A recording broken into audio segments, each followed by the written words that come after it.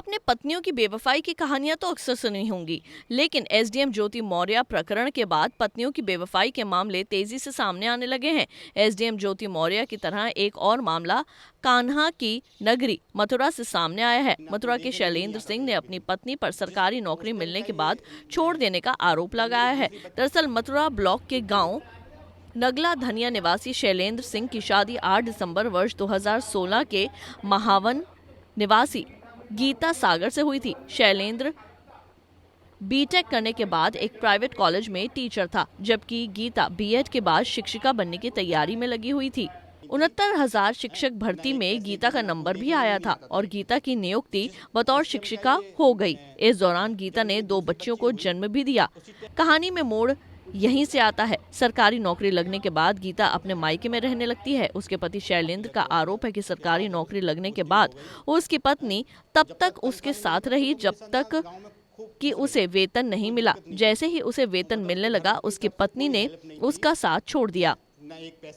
शैलेंद्र का ये भी आरोप है, पत्नी को टेक की कोचिंग के लिए उसने खुद पढ़ाया और करीब 1 लाख रुपए कर्जे पर लेकर उसे कोचिंग भी दिलवाई। शैलेंद्र ने कहा कि उसकी पत्नी उसकी दोनों बेटियों को लेकर करीब 2 साल से अपने मायके में रह रही है।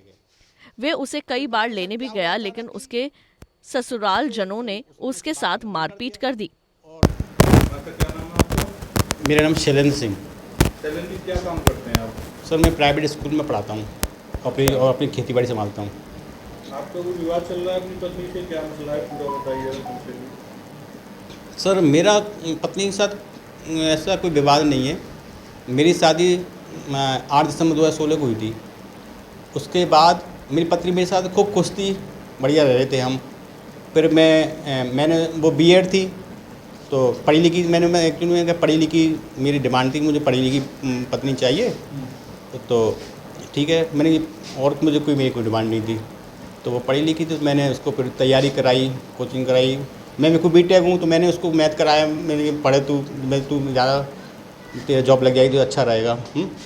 तो सर, जब उसको टेट वेट सब क्लियर करवाए हो गए, सुपर टेट भी उसका क्लियर करवा दिया। उसके बाद जब उसकी पोस्टिंग हो गई हैं, तो जब तक तनख्वाह नहीं मिली तब तक तो मेरे साथ यहाँ गाँव में खूब खुश रही, कोई दिक्कत नहीं थी।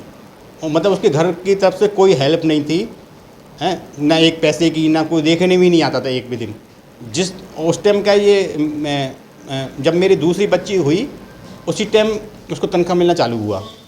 तो जैसे तनख्वाह मिलना चालू हुआ तो उसकी मम्मी, उसके भाई बहन और उसके पिताजी उसको अपने घर ले गए। क्या नाम है आपका? मेरा नाम है उड़िया। कौन सा गाँव है अम्मा? धनिया। अच्छा, इनकी जो भैया हैं, इनकी पत्नी बता रहे हैं कि आती नहीं है, तो क्यों नहीं आती, आपको पता है कुछ? अब भैया बढ़िया रह रही यहाँ तो, और हमें तो मालूम ना। कब से नहीं आ रही? नौकरी लगने के बाद से? हाँ, 1.5 साल से है ना। 2 साल? 2 साल से है। तो पहले यही रहा करती थी? हाँ, नहीं रह रही। तो शादी हुई थी तो नौकरी थी उनकी, नहीं थी? शादी के बाद मिलने लगी है नौकरी तो अभी। इन्होंने पढ़ाया लिखाया कि कैसे, क्या नौकरी लगी? पढ़ाया, कोचिंग कराई, हाँ। मेहनत करी तब नौकरी लगी।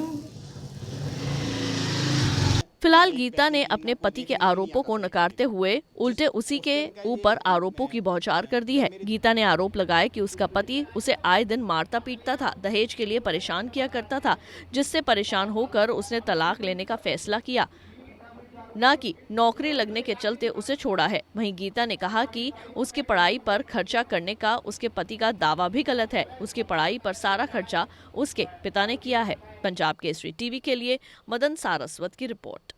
हमसे जुड़े रहने के लिए हमारे YouTube चैनल को सब्सक्राइब करें और नई वीडियो की नोटिफिकेशन के लिए बेल आइकॉन को दबाएं। अगर आप ये वीडियो Facebook पर देख रहे हैं तो लाइक जरूर करें और ज्यादा से ज्यादा शेयर करें। धन्यवाद।